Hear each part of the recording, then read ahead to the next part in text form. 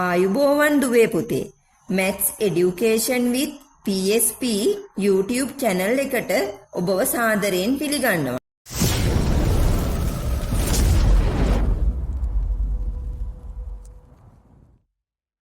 අද මම ඔයාලට ගණිත ගැටලුවක් අරගෙන ආවා.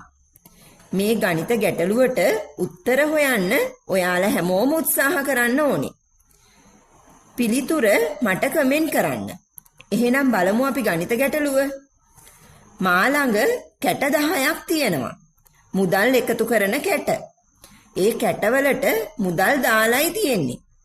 මා ළඟට ඇවිත් රුපියල් 1000ට අඩුවෙන් ඉල්ලන ඕනෑම මුදලක් කැට කඩන්න නැතුව කැට වලින්ම ගෙවනවා. උදාහරණයක් විදිහට මෙහෙම බලමු. රවින්දු ඇවිත් මගෙන් රුපියල් 434ක් ඉල්ලනවා.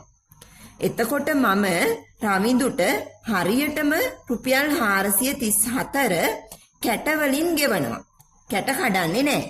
කැට කිහිපයක් දීලා ඒ මුදල ගෙවලා දානවා.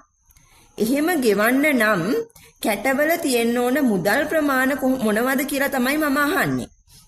කැට 10 එක් එක් කැටයේ තැම්පත් කරලා තියෙන මුදල් ප්‍රමාණ ඕගොල්ලෝ මට කියන්න ඕනේ. එහෙනම් දුවේ පුතේ ඔයාලගේ උත්තර යටින් කමෙන්ට් කරන්න.